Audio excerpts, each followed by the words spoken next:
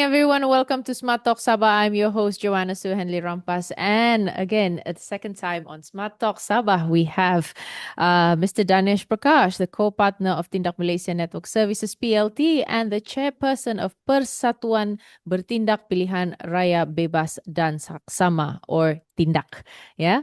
And before we start, maybe I could just open up first, Mr. Danesh, about our topic for today, which is who draws the lines and who holds the power, i.e. gerrymandering. Now, what if I told, maybe for context to our listeners, what if I told you that one of the most important decisions in an election happens before a single vote is cast, before nomination day, before campaigning, and before even we know who are the candidates?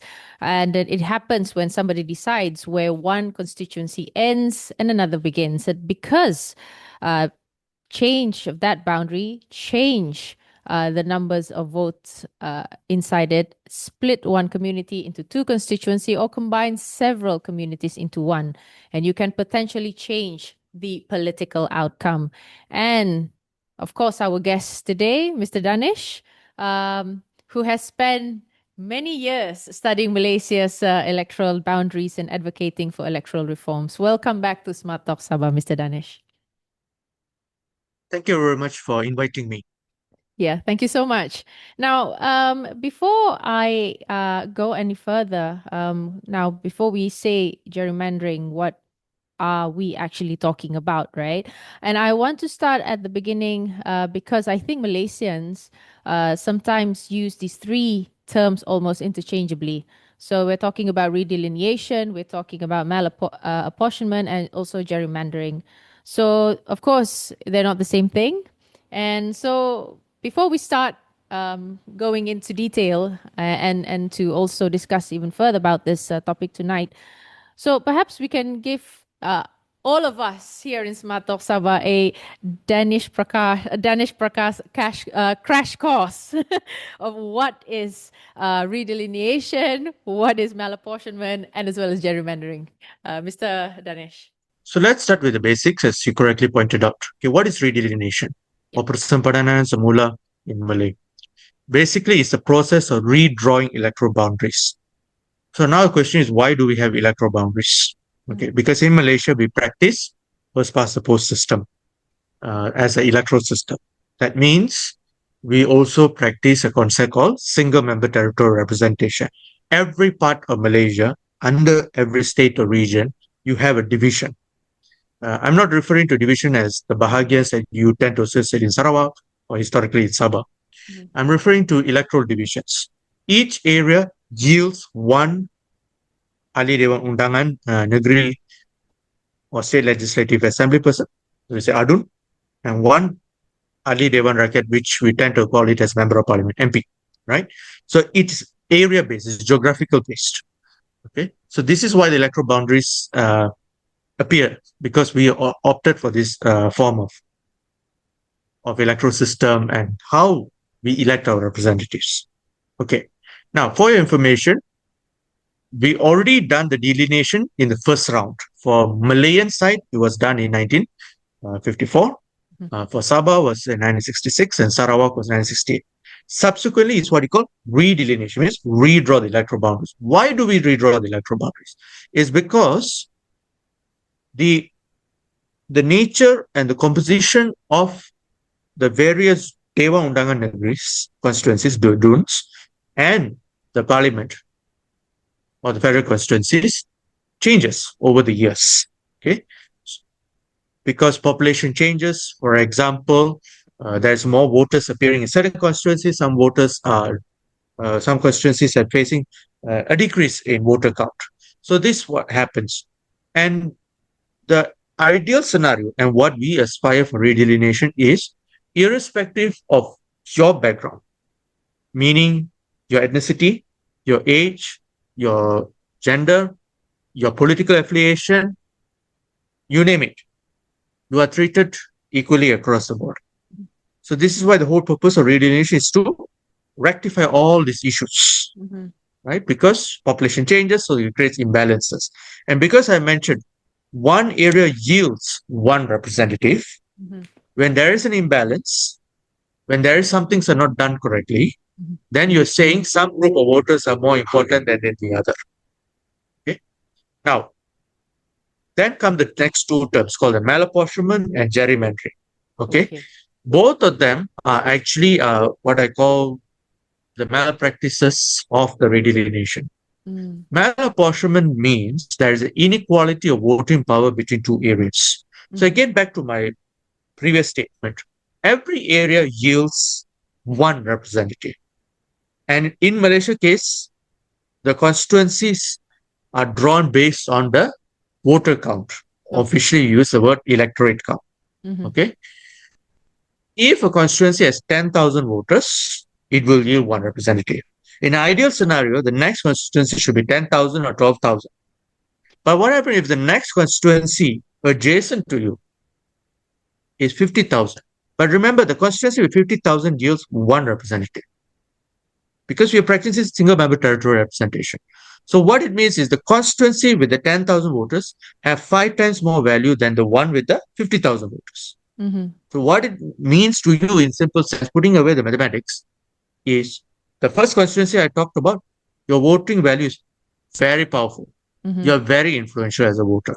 The constituency with 50,000, I'm sorry to say, all the voters there, you don't deserve significance or influence in that given state or even in Malaysia as a whole. That's malapportionment. Okay. And malapportionment is easy to detect because it's simply a mathematical formula. Right? The only debate is what is an acceptable range of constituency voter count. Okay. Now, gerrymandering. Okay. Historically speaking, Malaysians tend to more familiarized with the term gerrymandering, but we in Tindak Malaysia last time, we have been pushing quite aggressively on the concept of malapportionment just now. So what is gerrymandering? So gerrymandering is basically the intentional manipulation of constituency boundaries to favor certain groups, usually meaning to favor certain political parties or even candidates or whatever. Okay. So you can have a situation whereby you don't need to have malapportionment. Everyone is treated equally on paper, but the boundaries is drawn such a way it doesn't respect the realities of the ground, but it was drawn such a way to group people together, which is packing of same ideas or similar views, so that you can win, or that particular group of folks who had the same views, you crack it, you split it up. That's cracking, so that they are dispersed. And in that process, we practice first past the post system. The cracked, which is the dispersed support of party, let's say party B, would result party A, who has more concentrated support, to win. But that's because you intentionally manipulate the electoral boundaries to favor a certain party, called party A. So I hope everyone is clear what is a redelineation. It's essentially the redrawing of electoral boundaries, so that in ideal scenario that your voting power is treated equally and there's no form of discrimination. Right. But however, there are malpractices that form out in the form of malapportionment, the inequality of voting power, and gerrymandering, which is the intentional manipulation of electoral boundaries to favor certain groups or parties. Right. So then this is quite important because politically, gerrymandering, from what I can understand here, gerrymandering gets all the attention because it sounds sinister, and when we can look at its strange boundaries on a map, right? And so could Malaysia have perfectly a perfectly neat looking electoral maps? And still have a fundamentally unequal electoral system. So, and here's the uncomfortable legal question. Suppose every formal procedure is followed. The EC conducts the exercise, of course. The proposals are displayed, objections are heard, and the process eventually goes to Parliament. So now we're talking about gerrymandering now, yeah? And everything is technical constitution, right? Can the final electoral map still be democratically unfair when we talk about gerrymandering? So something I would like to lay this everyone to understand. In Malaysia, EC proposes the electoral boundaries. Yeah. I'm talking about the current Election Commission proposes the electoral boundaries. the Prime Minister determines whether the final report by the EC, the proposed one, gets tabled or not, or you need even to modify. And the Dewan Rakyat disposes. Okay, so it's EC proposes, Prime Minister determines, Dewan Rakyat disposes. Okay. Now, a question about this gerrymandering. Okay, let's say we have a hypothetical situation. EC follows everything in the Constitution. Okay, but then the challenge is this report goes to the Prime Minister. Yeah. So if the Prime Minister doesn't like the outcome or doesn't see the outcome of the report amenable to the current situation of that time, he can hold it. And it has happened before. Right. And that was the case for Sabah, right? In Sabah in 2016 and 17, right? Not to say that the electoral boundaries of EC that was drawn was fair at that time, but even when the report was tabled to the Prime Minister at that time, he held it back. He didn't table it to the Dewan Rakyat. Right. So let's say we take the situation that the Prime Minister, he or she decided to, okay, I will table the Dewan Rakyat. Now the thing is, did you opt for modification? Which we do not know. Right. Okay, let's say it's whatever EC proposes gets tabled to the Dewan Rakyat. Yeah. And please remember, this one, only Dewan Rakyat gets involved. There's no Dewan Nagara getting involved in the approval. And you must get the support no less than half. Yeah. Okay. But there is a possibility, but has never been exercised before. If it gets rejected, means it didn't get the minimum, right? Then the Prime Minister has to take back that proposal, talk to EC, modify it, and then bring it back to Dewan Rakyat. So what I'm giving you outline of this, even if you can't remember, is even if we have a fair EC who does everything correctly as per the Constitution, or even being more zealous means I go above and beyond, it is still at the mercy of the Prime Minister and the Dewan Rakyat. Right. So how much political influence should be allowed in this process then to determine? Actually, for your information, this is more specifically we're referring to the Malayan Constitution 1957. Yeah. Political influence should be out of the question. Right. So it's not how much political influence they should have. It's actually the answer should be zero. Okay. Right? Because that was the original aspiration of the 1957 Constitution. The Sure. original aspiration was you have first an EC that is truly independent. Yeah. Okay? Unfortunately, now I believe it's still parked under the Prime Minister's office. That's a problem we have. Okay? Now, that's one aspect. Now, the second aspect was, what is the role of the EC? Okay? Historically speaking, the EC's role is to manage the electoral roll, run the elections for the Dewan Rakyat and Dewan Nagari, and what you call delimit the constituencies, mean delineate and redelineate the constituencies. The key word is delimit, to delimit. It didn't say that EC is to propose. But a few years down the road, which from 1962 onwards, it became more like EC behaves like what we call a redelineation consultant. EC proposes. Right? So if you want to tackle all these issues, malapportionment and gerrymandering, then we have to look at the aspiration of the 1957 Constitution, or Malaya side to be specific, and of course adapt it to the realities of today we have. Okay, now let's go to I think we can bring it back to what happened in Sarawak recently. Let's go to Sarawak because suddenly everything we've been discussing, stopped being theoretical. And of course, from what you have mentioned here, there needs to be a reform. And when we see that, the Sarawak Legislative Assembly approved increasing its composition from 82 to 99, right? And then earlier this year, a purported internal 98 slides presentation surfaced publicly, right? And it contained proposed constituencies proposed boundaries, and even an apparent distribution of the new seats among GPS component parties. So let's take that as an example, right? So all of this raised the questions, obvious question: how could political actors apparently have such details, ideas about constituency? Because of course you mentioned just now that political influence has to be zero, but then again, Danish, your organization has been examining this very closely. So maybe you can take us through on this particular issue. One of the things we need to understand is political parties have deep knowledge about where their strengths are, where their weaknesses are. Mm-hmm. And this is something I also would like to add on about the nature of our electoral system and the consequence of it. So before I answer Mm-hmm. the issues that you have raised just now, I have Mm-hmm. to take one or two steps behind. Okay. Okay. Please, yes. In our first past the post system, Mm-hmm. in our first past the post system, political parties needs to find ways to gain as many votes, not the majority, just as many votes as possible. Right? So you need to find your support base to be as concentrated as possible in every given constituency, right? As opposed to be, I have support across the whole state, but if it is so dispersed, you actually lose the whole elections. Mm-hmm. Okay.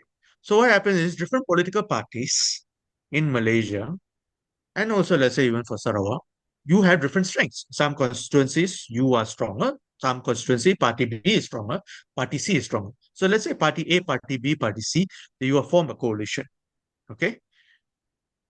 And in Malaysia, we have this concept called permanent pre-electoral coalition. That means before the elections happen, there's already a coalition. If you look at other countries, right, where you have a different electoral system, political parties compete against each other first during the election, then form coalitions. Okay. Only recently we are gravitating to that direction. Okay. But historically speaking, we go by this concept called permanent pre-electoral coalition. Mm-hmm. So what it means is any given amount of seats in any given state is never enough. So right now in Malaysia, Mm-hmm. we have 222 parliamentary seats. Yes. And with the addition of those 17 seats in Sarawak, we have 617 DUN seats. Mm-hmm. You might say to me, that's a lot of seats, right? Parliament plus DUN. The reality is, if you have the concept of permanent pre-electoral coalition, this is never enough. So even like Sarawak, which has, in terms of count, has the largest DUN count Mm-hmm. in Malaysian history now, 99. From a coalition point of view, I still have to figure how to divide this. So initially it was 82, now they want to go 99, right? Yeah. So how do you carve out those seats? So you tend to allocate based on your strengths and who is the linchpin of the coalition, Mm-hmm. who has the most number of seats historically, and you get the benefit, right? Mm-hmm. But we also have to ensure the crumbs also is divided nicely to everyone else. Mm-hmm. Okay. So this is how they start carve out the seats, right? So they had this proposal and they said, these areas, I'm going to have this seat. These areas, I'm going to have this seat. And unfortunately speaking, the logic is they use ethnicity. Okay. Whether you like it or not, that's the reality in Malaysia. That Yeah. is, aside from past political affiliation or beliefs, ethnicity is a primary driving factor of your voting choices. Mm-hmm. Okay. So this is how it happens, right? So they decided, okay, they figured out 17 is the one that they want to add. And among the 17, party A gets this amount of seats, party B gets this amount of seats, party C and party D get the remainder, right? And these are the places that we are going to allocate you. Mm-hmm. So it actually stifles competition within the coalition. Mm-hmm. Because you already predetermined everything before the election day. So when that leaked proposal came out in month of March, Mm-hmm. it just shows how a permanent pre-electoral coalition divides the seats Mm-hmm. to its ideal liking. In the case of Sarawak, those seats has been that new seat count, just the seat count, not the boundary yet. The seat count has been gazetted.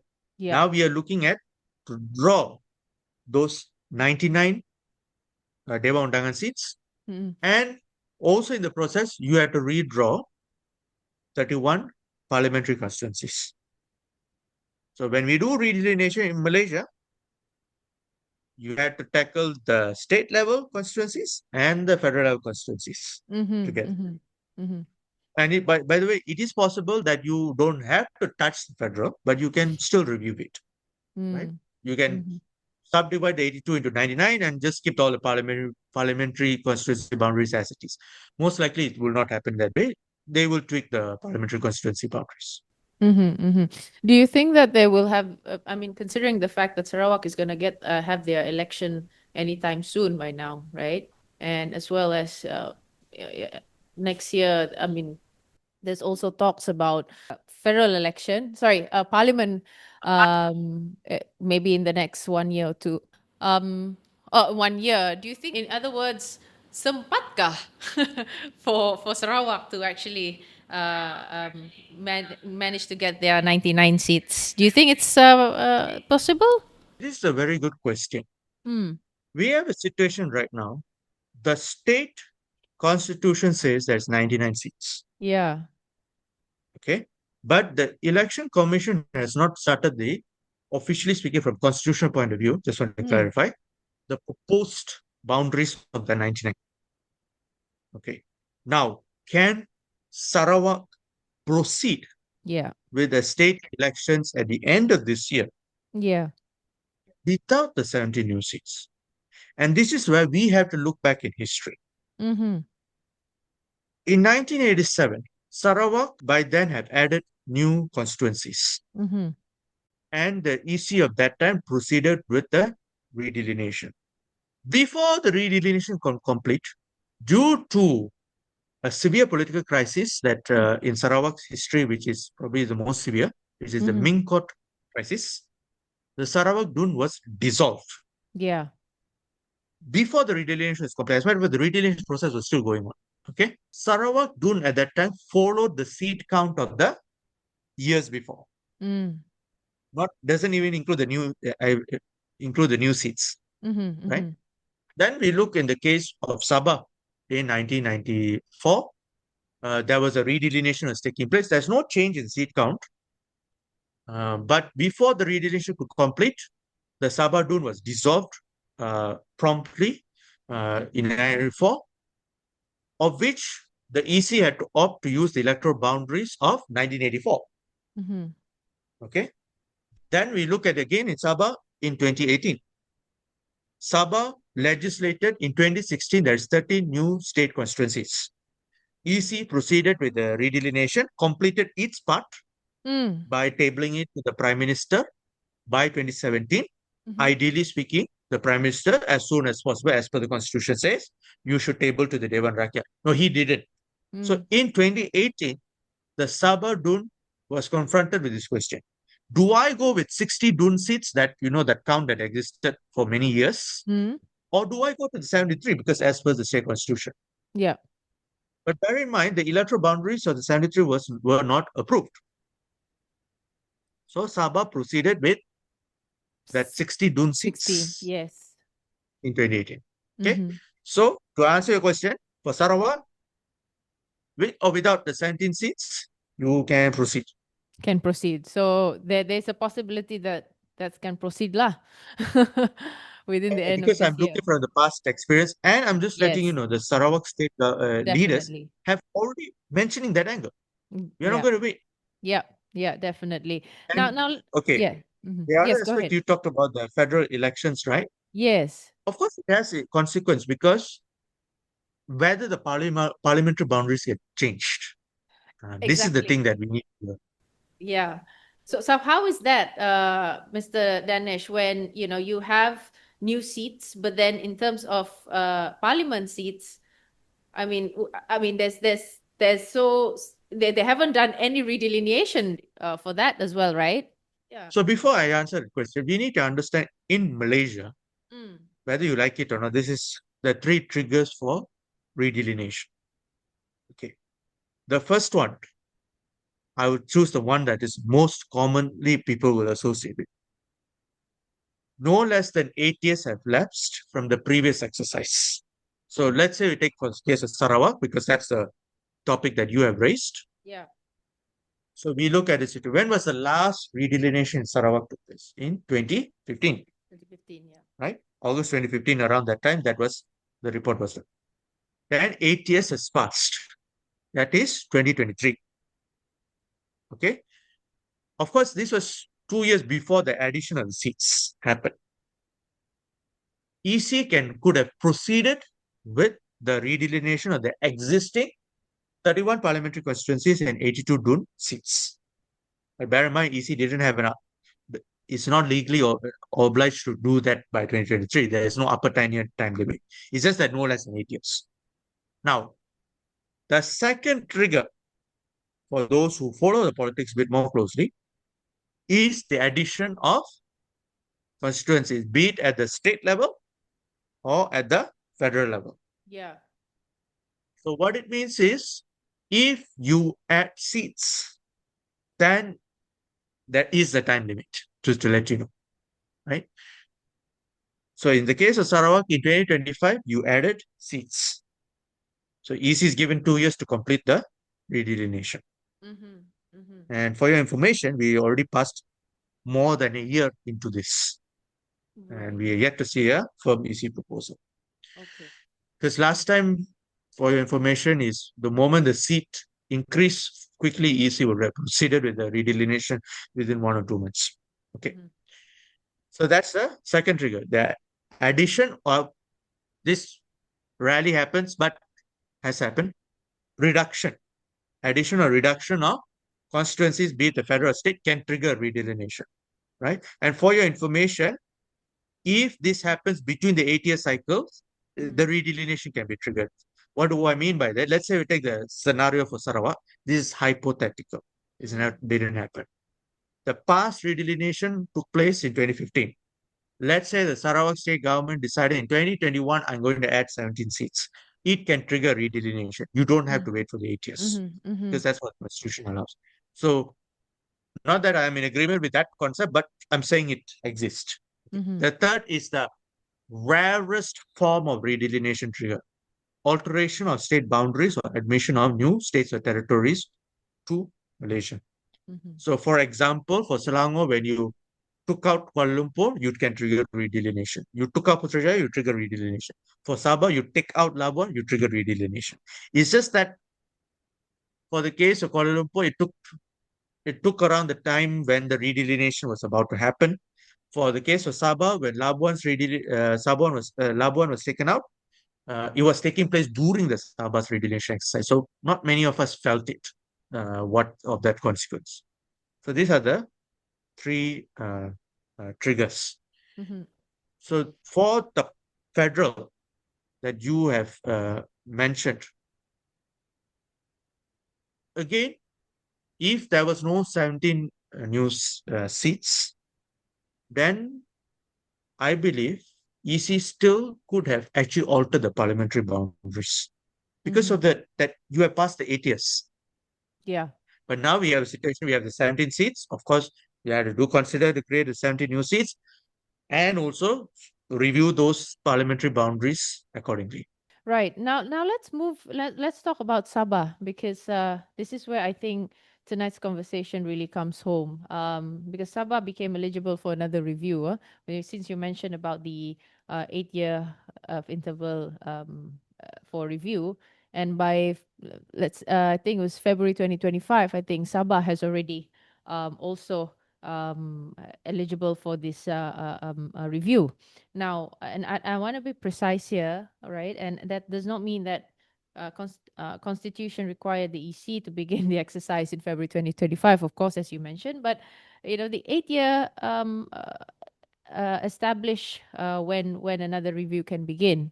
Now, but politically, the conversation has clearly started. Of course, these are one of the hot topics that also people, or Sabahans are talking about whether we're going to have more new seats, or and of course, recently we have heard that the Deputy Chief Minister Iwan Benedict has also publicly identified areas like Kota Kinabalu, Penampang, and Sepanggar as needing attention. And said that the Sabah cabinet had discussed redelineation and parties had been asked for proposals. So what are your thoughts about Sabah? Do you think that this might happen anytime soon, obviously, from your point of view? For me, until the day they put the legislation, all is talk. Yeah. Okay, but anyway, Yeah. uh Let's let's talk about Sabah, maybe. Yes. so let's look into specifically for the areas that you have mentioned, Yeah. like Sepangar and Penampang. Mm. And this is something I would like to highlight to everyone when I Mm. get the opportunity. Historically, people would say, urban constituency have a lot of voters versus with a rural constituency has very too Yeah. little voters. That means rural voters have more influence than urban. Okay, it's still applicable today. But I want to give a new dimension.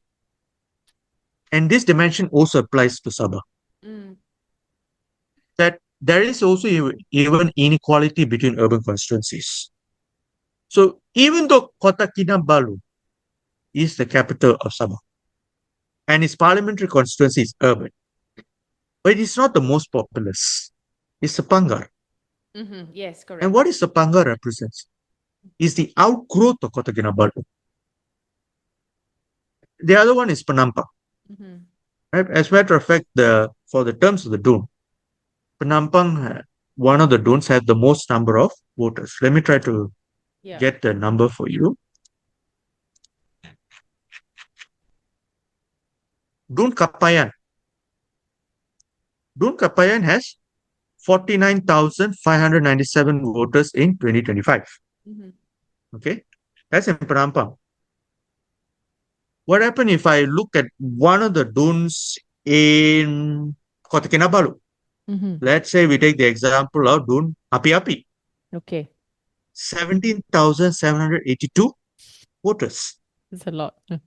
For your information, that is more or less the same amount of voters that you found in Dun Kyulu, which is the interior part Interior. of Dun Tuaran. Betul. Dun Api Api is not rural, Yeah. but you can see, right? If I'm in Dun Api Api in Kota Kinabalu Mm-hmm. and I'm a voter in Dun Kapayan, which Kapayan is the outgrowth of Kota Kinabalu, Mm-hmm. basically I'm telling those voters who represents the heart of Kota Kinabalu, you are far more influential than Kapayan. Mm-hmm. So there is a legitimate reason to subdivide Penampang and Sepangar.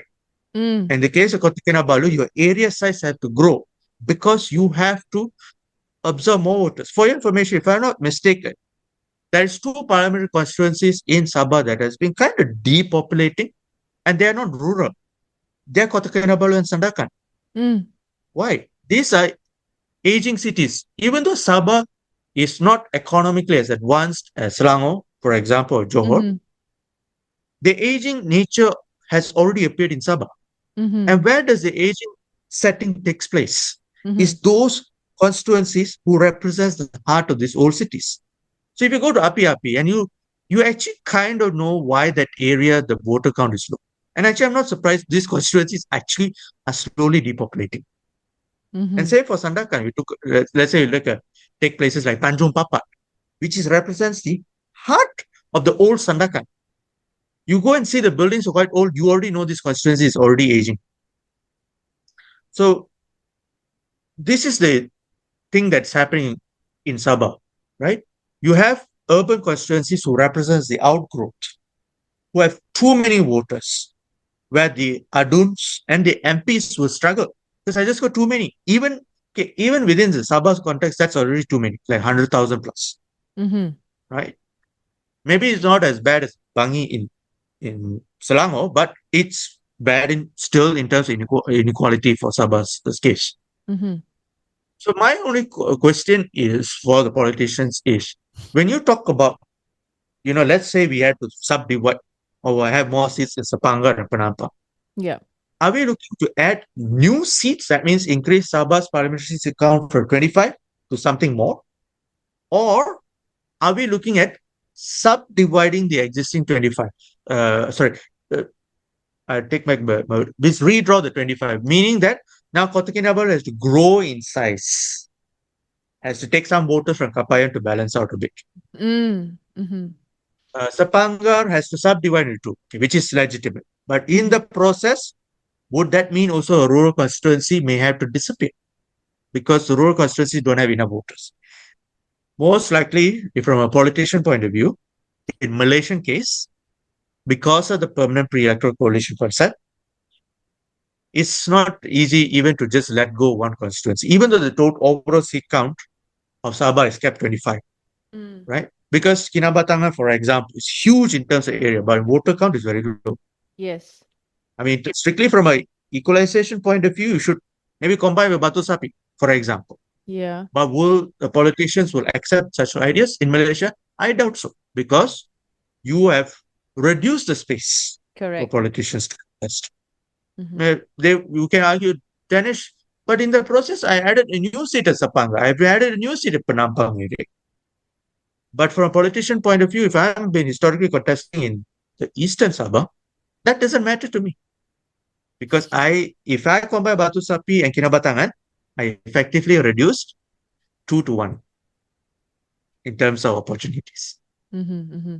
Yeah, so that's a very, very clear, I guess, explanation about, the issue here in Sabah, because obviously, a lot of the questions about, for example, Kinabatangan. Oh, don't go far from Kinabatangan. In fact, Keningau, and there's also talks about, having it to be, have to kasih pecah dua. In fact, Tuaran is one of them too. One of the talks to say like Tuaran kita kasih pecah dua. So, Just to let you know, Keningau has more voters as a parliamentary seat than Kota Kinabalu. Yeah. So perhaps That's the irony of Sabah. Sabah, right? Yeah. Okay. So thank you so much, actually, Danish, for tonight's talk about gerrymandering and who draws the line and who holds the power. And I think maybe we could bring you again in this session the next time when we get more information of what is happening, obviously. And what we are doing right now is just to discuss about what is currently happening, and if we are getting more news for Sarawak, perhaps, and of course maybe Sabah in the near future. And definitely we're going to have you back in the show. Now, before we end, and one final question, all things considered, what would a genuinely fair redelineation process look like for Malaysia? In an ideal sense, is Yeah. basically the voters are treated equally irrespective of their backgrounds. Okay. And the constituencies drawn are respecting the local situation on the ground rather than arbitrarily splitting them and combining random groups together. And also it has to be accessible. So actually, I would sum this up as it should be accessible, representative, and equal. ARER. Okay. Accessible means the constituency have enough polling facilities for the voters to cast their votes. Very important, because that a voter can feel that on the election day. If the polling facilities are not enough, then your constituency is not really accessible for voting. Then is it representative? Does it respect the local ties? Does it take account of the distribution of the communities within it? Okay. And is it equal? If I'm the voter of constituency A, do I have more or less the same equal voting power as constituency B? So accessible, representative, and equal. Right. Thank you so much, Mr. Danish, for your time tonight. And until we meet again, perhaps in the next sessions to come. And don't forget to follow us on all our social media platforms here in Smart Talk Sabah, Sabah Cakap, Malaysia Dengar. Thank you so much and good night.